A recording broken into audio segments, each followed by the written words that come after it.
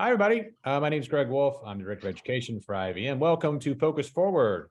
So very happy you're here with us today. We actually have two guests today. We're thrilled to speak to actually two honored guests. But before we do, we'd love to hear your questions. Please put that in the Q&A section, or if you just like to add to the conversation, please put that in chat. With that, I will turn it over to our host, Bobby Goldwater, CBE. He's now entering his 15th year at Georgetown's Sports Industry Management Master's Program. Prior to that, he opened up the Staples Center, now of course crypto.com. And then prior to that, he was 24 years The Garden. He's currently the chair of our academic committee and the past chair of our university committee, and then recently rolled off of our board. With that, Bobby Goldwater, take it away. Greg, thank you very much. And hello, everyone. Thank you for joining us today. As Greg mentioned, we have two guests. One will be joining us in just a moment. But we have with us on screen right now, we are very pleased to welcome Elaine Williams. Now, I got to make sure I have all these initials right. CMP and CEM-AP. So we'll find out what all that is in a second. But she's the Senior Director of Sales and Event Services at the New Orleans Ernest and Morial Convention Center. She's also the chair of the Board of Governors of IAVM, and we'll talk about that in a few minutes. We also have joining us, she is logging in, Jennifer LeMaster, who is the Chief Administrative Officer of the Georgia World Congress Center, and she's the Vice Chair of the Board of Governors.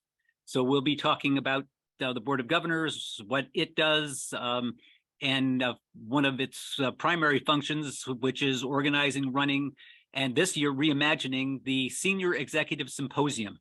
We'll talk about that a little later. So anyway, Elaine, thank you very much for joining us today. Thank you, Bobby. Glad to be here. And Jen, there you are. Welcome. Good morning. Good afternoon, it is. Yeah, welcome. Sorry about that, but yes, I'm here. Problem. We're happy to have you. So as we begin our conversation, I think it would be great. We've got, two wonderful people who have both been at their venues for quite some time.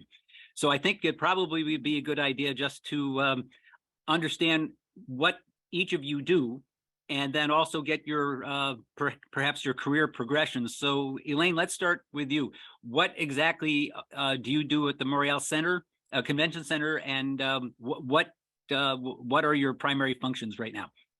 Sure. I was born in September. Just kidding. I started at the Convention Center in 1996, working in food and beverage.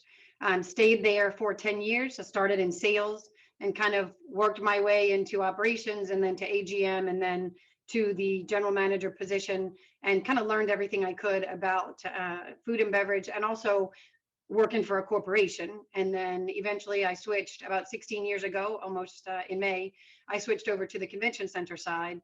I did miss sales. I like sales a lot. And so I switched over to the Convention Center side in sales, and now run both the sales and the events team here at the Convention Center. There's a lot of synergy between sales and events, and we have taken the shot to put them under one umbrella. Now that sounds, at least from my experience over the years, those two divisions aren't necessarily always together. Correct. What made you all make that determination to combine those? So it was that, sales is under the VP of Sales umbrella, and then the events team was kind of with ops. But there is a difference. So it goes from sales to the events teams to the operations. And the thought is the sales and the events team are both the voice of the client, right? And so now together, they're the voice of the client, instead of one just looking at, okay, we're booking it, and the other one, okay, we're cooking it, to say it's more a team effort. And in this industry, everybody knows that you never stop selling, right? True. So you're selling, and then you're reselling to the events that are there because you have repeat business. So it's not like the door closes. It's not, we're not selling a widget and then, or even just use a car. You sell that car, and then you don't call your salesperson again after you buy that car. And now you have the services team that takes care of it. That's not the way it works here. The sales team never takes their hand out of an event. And so it's almost like I joked that the handoff from sales to to event management, it's not really a handoff. It's more, we're taking the hand of event management, and now we're holding hands for the rest of the event. So we're trying it. I know there were other convention centers who have done the same. This is not new. We started it a few years ago, and it actually, in my opinion, is really working. I think the danger of it is, do you build a wall between the events team and operations? I don't feel that. I feel like it has still been seamless. So I feel like it's been a good step for the convention center. Great. That sounds terrific. So Jen, let's find out what a chief administrative officer at a very, very busy venue, the Georgia World Congress Center, does. If you can just describe a little bit about that for us. Well, good afternoon, everyone, and thank you, Bobby, for inviting me, and for Elaine allowing me to sit here with you. I feel like we're sisters here in the Southeast because our careers are kind of similar. My role here as a chief administrative officer is I champion the development and operation of the authority and personal engagement, our vision to be the #1 convention sports entertainment destination in the world. So what does that mean? Well, we operate 3 distinct venues here in Atlanta: the Georgia World Congress Center, Mercedes-Benz Stadium, and Centennial Olympic Park. And I, like Elaine, started my career about 16 years ago on this campus, but I'm in my 26th year in live events. The first 10 years I was in college sports, and thought that I was going to be in college sports forever. I love live events, and I love sporting events, and I love sports in general, and really was not even thinking about working in a convention center or certainly in a public facility. But I actually found a sweet spot where I could keep my one foot in college sports. I could keep a foot in professional sports. I love concerts and live music, so I get to do a little bit of that. And then, of course, we do tons is not a great word, but we do hundreds of convention trade shows here in the convention center every year. And that was a business that I got to learn from the inside out. And you got to host Venue Connect. So we did. We got to host Venue Connect which right after was the great. pandemic. Everybody was in masks and kind of like worried about being there. So, well, it wound up being a great event for everybody who attended. We all enjoyed being there very, very much. Thank you. So, are there some specific areas as a chief administrative officer that you are personally directly responsible for, or are you helping oversee everything? Well, it's kind of both, but I do have some specific areas of focus. So I oversee our support services division. So that is HR, marketing, communications, finance, procurement. I work really closely with the board and our executive director on our strategic planning initiatives. I'm actively engaged in the development of the hotel that we're building on our campus that we're going to be opening, and I'm part of the asset management team that will be overseeing that property. So yes, Bobby, I do a little bit of everything. So maybe I'm an expert of none. I don't know, but my professional background is in communications and marketing. Great. Well, we're actually going to talk about some of that in a little while. So, well, thank you both for sharing what you do. What we wanted to talk about today with the two of you, and it's really important, and you are the best two people to talk about this, frankly, are 4 pillars that support senior executives. You don't have to be a senior executive. You can aspire to be a senior executive, but there are certain pillars that that senior executives need to support them. So we have come up with 4 pillars, and just to have a conversation about this a little bit. Again, as the chair and vice chair of the Board of Governors, this is something you're focused on for IAVM all the time. So the first thing, the first point was the idea of collaborating in a new culture of work and workforce. This is a new reality. So just to describe what we mean about that, Elaine, you have a particular way of phrasing this about no longer being able for senior executives to just manage by doing as I say. Could you elaborate on that a little bit? What do you mean by that, and how do you look at collaboration? Sure. So of all the pillars that we had discussed in the past, collaboration to me is It really is the most important. No leader can do it on their own. And I think what I had said to you was, it's not do as I say, not as I do.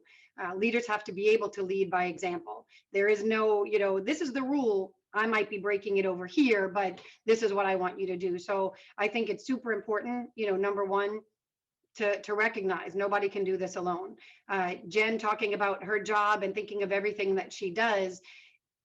She can't do all that. Like she said, she's got so much responsibility. You can't do all that unless you have a team of people. And as a leader, you're taking that team, you're pulling them together, and then you're helping push them forward to get where they need to be. So it's really, as a leader, you have to make sure what you're doing is, your vision, you're communicating your vision to your team. They know the vision, they're buying into the vision. And now as a team, you guys are moving forward. So collaboration, to me, of the 4 pillars, it's critical. So there is also the conversation about, we have a whole different composition of workforce. We have 4 generations. Could either one of you can pick up on this, but how does that affect work and work styles? Sure, and Jen and I talked about this. Jen, I'm gonna yield to you because you had some great points on the communication style of the 4 different generations and making sure that you bring them together. So I'm gonna turn it over to you, Jen. Yeah, thanks, Elaine. But I do think it's important for people to recognize that maybe for the first time in history, you have 4 generations in the workforce. And this is a reality that's going to be with us for a long time. This is not a temporary or a post-pandemic situation. This is going to be the reality as people are living longer and wanting to work longer. I think we're going to continue to be faced by people who have sort of traditional views of work, and then people who have more modern views of work. And so what I believe is so important is that you cannot, even in a large organization like ours or Elaine's, you can't come up with a one-size-fits-all approach. I think it's very important that you get to know the members of your team and how they work best, and that you develop reporting opportunities and collaborating opportunities that really are customized and curated to that workforce.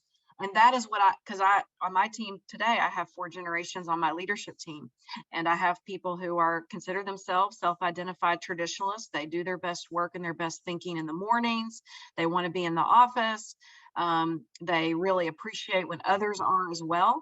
And then I have people who are Generation Z who have been, the entire time they've been in the world of work, I would say, they have been in a remote environment, or they have been in a highly flexible environment because they entered the workforce right before the pandemic or even during the pandemic. And so they don't believe there's anything that can't be done remotely. And so it is really, I think, navigating, well, how do we get to our best outcomes for this particular type of work? For example, when we're doing strategic planning, I require people to be in person and be in the room. Mostly because that's where I feel like I can get the best input from each individual. But there might be other work where we're collaborating on a budget, or maybe we're talking about tactics. That is just fine for that to be remote, and people can provide their updates. And those are important meetings as well. It's just understanding what is the work that needs to be done and what are the specific needs of the people who need to do it, and how can we curate an environment that allows everyone to feel equally heard and equally valuable. So Jen, let me just follow up on that a little bit. For those, we all of us in venue management, we're in the live events at venues business. That's right. It's a little difficult to do a number of these jobs remotely. That's right. So how do you manage that? How do you suggest to people to manage something like that when people think they can do work remotely, want to do work remotely, and yet you got to be at the venue sometimes, Right. Well, I think that for me starts with the selection process, is that you have to be, if you think about hiring a team member like dating, it is a process of mutual selection. And part of that mutual selection is making it clear to the prospect or the recruit who you are and what you do and what's expected. And so I think that we don't hide at all. The fact that regardless, even if you're a support services behind the scenes infrastructure type person, say finance, for example, where they're coming in thinking, I can do finance from any place, that you have to set an expectation that we're creating a culture of hospitality that touches every single person in our organization. That's critically important, that there are days when you need to be here. When our customers are here, we try to be available in person because we are in a face-to-face business. If that doesn't work for you, then it's best that you tell us now, because we don't want you to start and on day one we see resenteeism. When I started, the issue was absenteeism. Now it's resenteeism. On day one, you resent me because I am asking you to do something that you don't want to do, that you would prefer not to do. So I just think you clear the air and you just, share that information up front and just say, if that doesn't work for you, if you feel like you need a traditional work environment that is largely remote, let's just go ahead and start talking about recipes and talk about best places to travel. But let's end this interview for all intents and purposes, because this won't be resulting in a successful relationship between us. So that's I've me. never had somebody turn to recipes before, but I know, not in an interview. Bobby, on that same note, it's the leaders being available as well. So you can preach all you want about people being in the facility and being available, but if your leadership is not in the facility and available, then you're not doing a good job. So it's really the leaders of the organization have to buy into, I tell my team, and the sales team does have remote days that they can work. However, we sell what we sit in. And so, we have to make sure that we are here for our customers and here when our customers are in town. And then when it comes to event management and when it comes to operations, we also say you can't change a light bulb from home. And so people have to understand there are jobs associated with the convention center that just can't have a remote possibility. So I think there are some opportunities there. And like I said, our sales team has a schedule that we abide by and are not 100% always in the building, but we also travel a whole bunch. And so that's a part of that as well. So important to me, and we had talked about it once before, is that the leaders have to understand you have to be here. And so, we talked about tenured staff, and I know this isn't exactly on this topic, but we had talked about tenured staff, and a lot of people believe, well, I've been here so long, I have the right not to have to come in a weekend, or I have the right that I don't have to stay late hours. That is not part of what I believe. Doesn't matter how long you've been here. If your position is the director of whatever department it is, then you should be here as much as if someone started today in that position, they would feel they have to be here. So it's super important to me that, again, it all goes back to what I started with. You have to lead by example. You have to lead by example. There is no other way to lead an organization or a department. Well, what you just talked about, Elaine, actually segues very nicely into our second point, which is recognizing that leaders must multitask. They must be multidimensional. And as you just described, as both of you just described, they must be present. So when we talk about how if we can agree that leaders of an organization, senior executives, really need in venue management to understand multidimensional work, must be comfortable with multitasking. How do you propel an organization forward? How do you actually go about doing that? So when you say leading by example, yes, being present certainly would be, right at the top of the list. But what else can senior leaders do, or what should they be looking to do in order to propel an organization forward? So, first and foremost, we talked about vision, sharing the vision, making sure everybody's working towards the same goal. You don't want as a leader, what you want to accomplish, right? If you don't share that with the other people who work in the convention center, the sales team may be off on their own island and doing what they do. The events team is on their own island, and everybody's working for what their particular goal is, but nobody's making sure that ties into the vision of the organization. So first and foremost, know what the vision of the organization is. It's not always financial. This is not the type of industry where it's like, okay, our goal is to make 10% more than we did last year. We don't sell shirts. We're not in a department store, and that's not what we're looking at. The vision, like Jen said, they want to be the best convention center in the country, or the best convention center organization in the country. Their whole team has to buy into that. The best convention center in the country is not the one that makes the most money. And so it's understanding what makes me the best convention center in the country, and then laying that out. So first and foremost, it's developing that vision, sharing that vision, and make sure everybody's working towards it. I think that is critical to your success. But the leading by example, and I hate to even mention COVID, I apologize. I really didn't want to do that. However, when you think about what happened, leaders in the organization, you had to make a change. I know people hated the word pivot, but you had to make a change. Leaders in the organization could have said, oh my gosh, that's it. I'm done. This is crazy. We're never going to reopen. I was on a couple of webinars that said the hospitality industry will be back in 2027, right? You know, there were all these predictions. A leader could have panicked.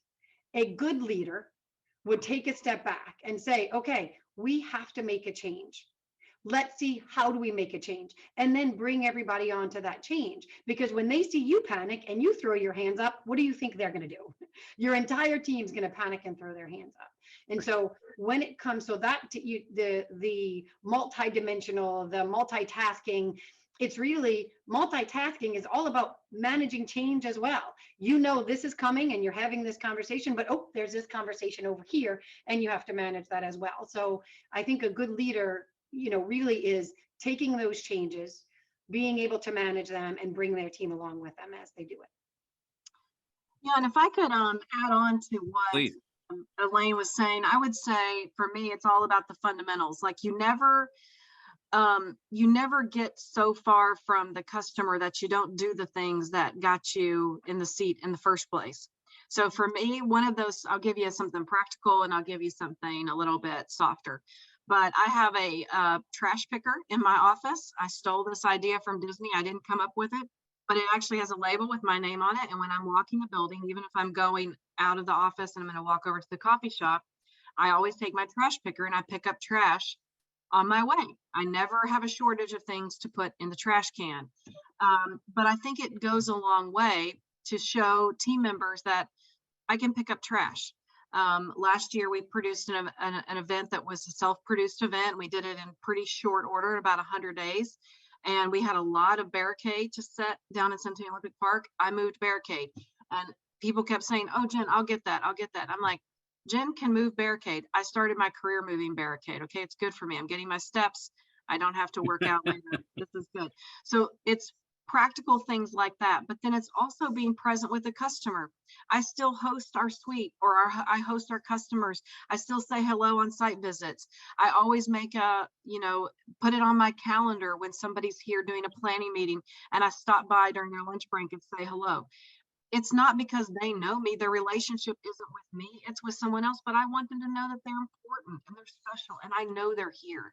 And so I think doing those little things, those little disciplines, that's just a 5-minute add to your calendar, it goes a long way to telling the rest of the team who is doing that every single day that you care, you see the work, you know it's important, and they're sitting in there for 7 hours of that planning meeting.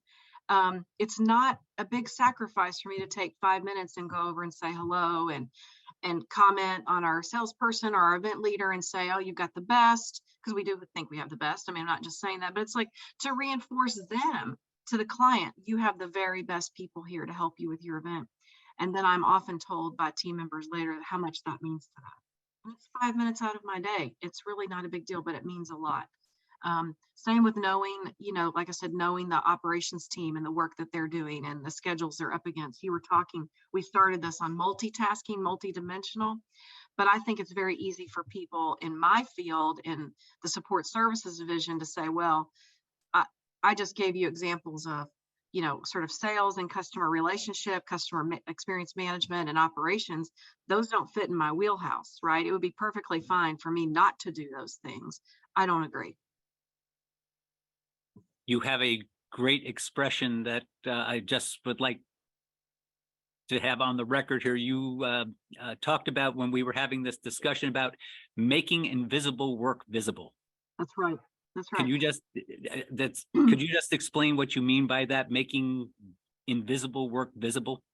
Yeah, I think that so much of the live event business is full of work that people don't see. And that's by design, because if things are going well, the customer, the end users really should not see the duck's feet under the water paddling like heck, right? They really shouldn't see that because you're making it look so seamless and so easy. I think it's super important that every single person can remember a time in their world of work, their journey, where they thought, does anybody even know that I did this? Does anybody even know that I have to deal with whatever reality of my job? You always believe, and I certainly myself included, that people don't know what is involved or how hard you're working.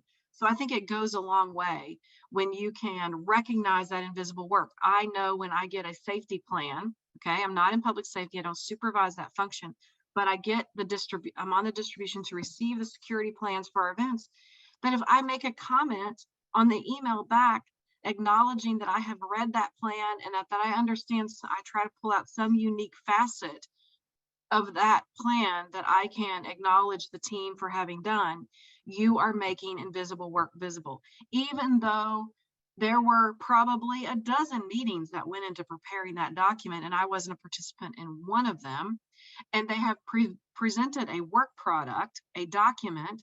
So you're saying, well, that's visible. Well, of course it is, but it is a recognition that this was not a cut and paste. This took a lot of time, thought, and energy.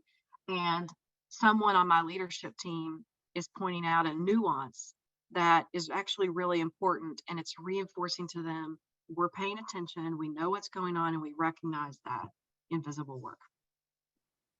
But that's just a great expression. And I also appreciate meeting somebody else who is someone who walks a concourse and picks up trash. I will not say dates because I will not date myself in this conversation today. But when I started doing that at Madison Square Garden forever ago, I was teased until people started realizing that, oh, wait a minute, he's treating this like it's his house, his home. Right. And we're having guests coming tonight. That's right. And we have guests here. And and lots of other people started doing this. It's something so simple, so basic. And as you point out, it takes no time at all. Right. It's just one of those right thing to do kind of things. So it's very nice to meet somebody else who does that. So anyway, the third point that we wanted to discuss today about a pillar that supports senior executives is embracing and enhancing communication skills. So Jen, since this is your background, I think we'll start with you on this. You can take this anywhere you want, Sure. but we certainly need to acknowledge that in superiors communication skills, you can describe what you're meaning by this, are vitally important for any executive, but certainly senior executives can especially rely on these. Yes. So, well, it's kind of a passion. You know, everybody says that you should focus on communication verbally and in writing.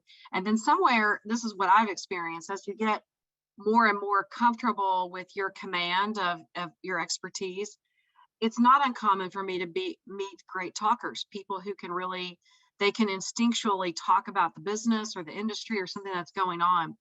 But then when they go to put it on paper, it's a little bit more of a struggle. And so I have other leaders coming to me saying, I'll do an outline. Can you write this for me? And I sometimes get a little frustrated. And then I'm also reminded, like, well, it's a good thing I have the skill, right? This is job security. I don't have to prepare every document for you all. But I tell young people meaning young people in their career, when I get to go on campuses and talk to college students, please don't skip the writing part. Please don't skip the discipline of writing well, writing a draft, having someone read it, revising your draft, because these are skills that are going to serve you for your whole life. Algebra, I've not used it much. Critical thinking, yes. Maybe not algebra specifically, but writing skills I use every single day, as does every single person I work with.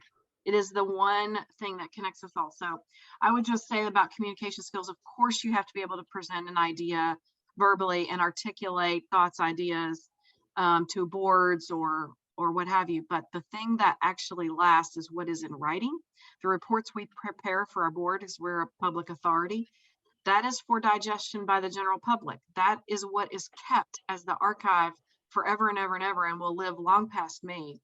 And you want people to be able to go back and look at that work and reflect that you are in a quality organization and you did quality work on behalf of your agency. So I'll just kind of close it up there and let Elaine add on. No, I agree completely. I mean, LOL is not going to cut it. And so I think that is, kind of part of the communication, at least the written communication right now. So I think people have gotten so used to texting that I was just talking to someone the other day who said they've now accepted errors in emails because they know people are emailing them from their cell phone. And sometimes on your cell phone, your fingers cause you to make errors. And so it's just recognizing, first and foremost, I mean, communication is huge, both verbal and written. And so for me, coming from sales, presentation skills are huge. And so being able to stand up in front of people and not only know how to speak, also know who you're communicating with, because you may be in a staff. I was just in a construction meeting. I may talk a little bit different in a construction meeting than if I'm presenting in a board meeting, or actually on this call, I may be talking a little bit different than I would. So I don't want to belittle the verbal communication, but the written communication, to Jen's point, it seems almost like it's getting worse and worse, and where it's almost less and less important. And it's on the leaders of today to make sure that when you're hiring somebody, I mean, I am hiring somebody right now, and if I showed you some of the resumes, you would understand why they didn't get a call back. It's not putting things in, I don't even know where punctuation has gone. So punctuation is one of those things that sometimes it's there, sometimes it's not. So it is important for us to convey that to the next generation, because they are communicating with us. And so where in people coming in the industry right now, they may not care that they got an email with an error in it because they know somebody, but when they're communicating with somebody like me. They need to understand somebody like me does care. And so while they may not, they need to make sure they change what they're doing because they're communicating with me. So it's kind of understanding that there is a difference. And I'm not so good at putting people in a bucket of when they were born or the generations. I try not to do that. But I do see when you talk about new people in the workforce versus people who have been in the workforce a long time. So that's kind of how I look at it. And we need to make sure that we're instilling in the new people coming into the workforce really what's important. And like Jen said, we do board books as well, and those are open to the public. If somebody wants to see it, they will be picked up by the paper, right? And so everything you put out there, you have to understand everybody's reading it. And I hate to jump, but I was reading a book on the plane. There were 3 errors in one chapter, and they were all the same error. It typed a word that is a word, but so spell check wasn't going to pick it up, but it wasn't the right word. This is a book that is published. That is, and so if you're finding, and they have editors, so if you're finding errors there, imagine what you're finding with just general communication. So I just think it's critical for leaders of today to make sure that when people are coming in this industry, we're not losing it. Schools are. I mean, they are schools that are not teaching cursive anymore, so people don't know how to write their own signature. Or there may be schools that aren't doing as much writing anymore, physical. Everything's on the computer. So we need to make sure that we're instilling what's important to the new generation that's coming into the workforce now. Yeah, I had one with my Georgetown sports management master students. One other communication skill that I try to emphasize its importance to them, and I imagine you both would agree that it is important, is the art and ability to listen.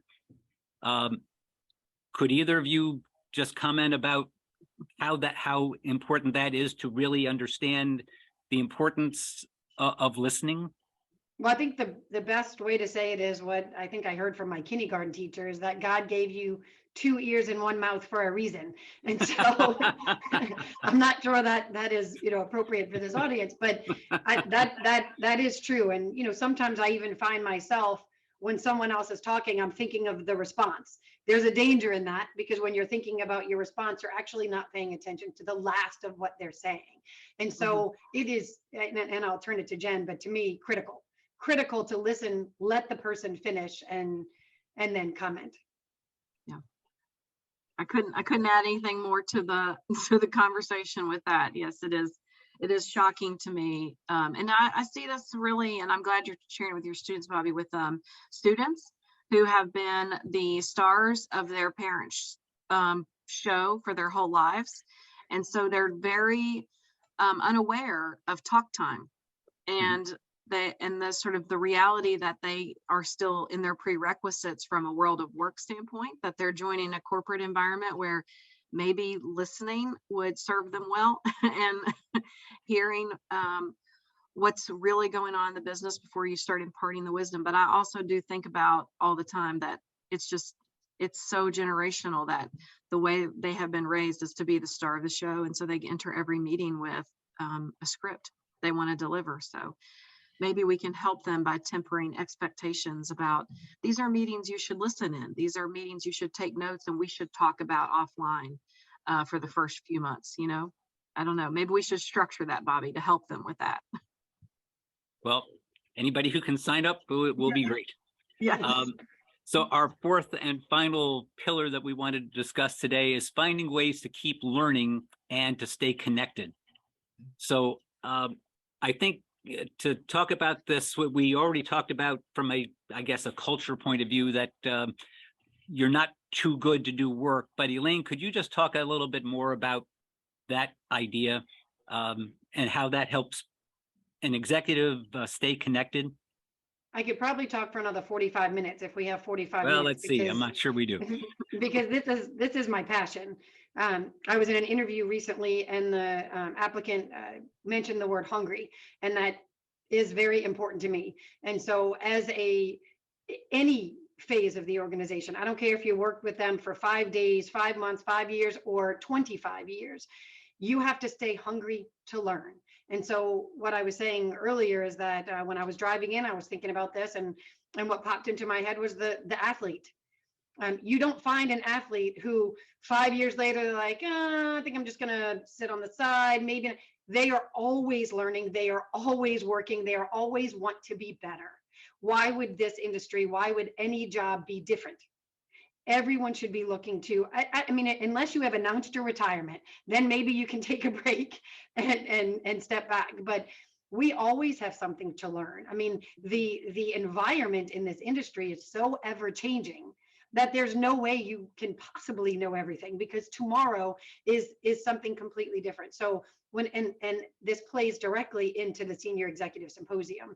And so I don't want to make it a commercial for that, but that's what this is. The Senior Executive Symposium are for those people who are next level leaders or current leaders, because there is so much to learn, and you have put together and cultivated such good content for them to sit in and learn. It's those persons, that person that's sitting at their desk right now, and they're thinking to themselves, I'm not going to go to SES or VMS or anything like that because I know everything.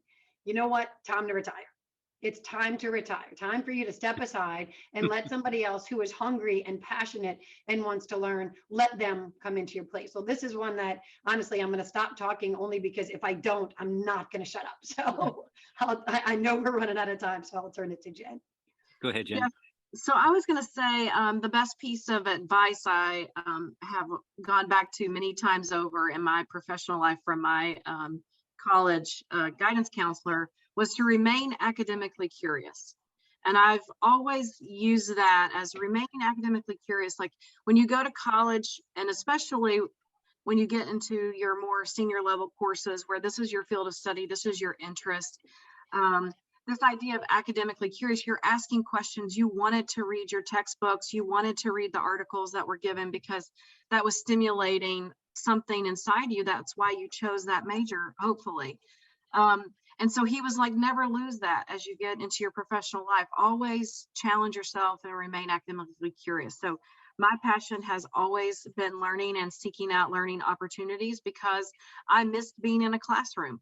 I missed going. I was a person who enjoyed going to class every day, was also happy when I didn't have to, But I did enjoy listening to my professors and just the process of going to school. So for me, seeking out those opportunities that would be classroom adjacent were real important to me. And I didn't really find anything until I attended SES the first time, and was on the campus of Cornell and was being taught by some of the best educators in the world about a subject that was uniquely interesting to me. And we were talking about leadership and management and operations and marketing and branding and strategy and technology. And it just lit something up in my brain. And I thought, this is the most, the most intense learning I've received in my professional development.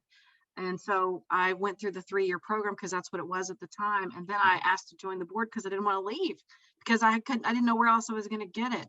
And so now, after the gift of time we've had to restructure SES since the pandemic, we have created a program that can be that annual charging station for senior leaders. So many people think, I've been there, done that, I've gotten to wherever I wanted to get to in my career, or maybe there's just one more step to go, I don't need that anymore. Totally agree with Elaine, but you're wrong. You actually, that is when you need that infusion the most, because you are influencing the most people, and you need to make sure your skills and knowledge are tested and that you can share that with your teams down the chain. So anyway, I'm going to have to stop as well, because I will keep rambling on, because you can see you've hit the passion point for both Elaine and I, that we are so serious about providing leadership around learning for senior executives in our industry, and wanting to encourage all of our peers and all of our colleagues to really think about SES as that annual charging station for themselves, and allow themselves 3 or 4 days that's for them. It is for them to take back to their organizations and share with their teams, and just continue to drive forward and get better. So thank you for the opportunity to share all of that. Well, we would be remiss in not mentioning some other details here. The Senior Executive Symposium, SES, this year is taking place April 24th through the 26th. And I have the great privilege on behalf of Georgetown University, we're getting the opportunity to host it this year. So the opportunity to do all that in conjunction with the Board of Governors is really a great privilege. You both attended SES. Jen, you mentioned it. Elaine, I know you have as well. And now you are running it as the chair and vice chair with the rest of the wonderful Board of Governors that you serve with. What in the remaining time we have left, why was this so important for you to join the Board of Governors and to take the initiative of reimagining what the Senior Executive Symposium could be? Well, let me go first and let Elaine close, because she's actually the chair. So let me just say that for me, it was my initial reason to join the board, as I said before, was a little bit selfish in nature, because I was getting so much out of it that I was able to come back and use, that I didn't want to let go of it. But now that I've been on the board and kind of sort of weathered this change that's happened with SES, you get to a point in your career, like I said, this is my 26th year, where you want to leave something behind. And I would really like to say that when I move on from this board or to my next phase of my career, I can say that I left something behind for the leaders in our industry that are coming behind me, that can serve them well long into their career. And if I had a little piece in helping create that annual executive leadership infusion, then I'll be really proud of having had that. So, Elaine. So similar in that I actually volunteered for IAVM to be on a board at first, and when they had tagged me for SES, that was very exciting.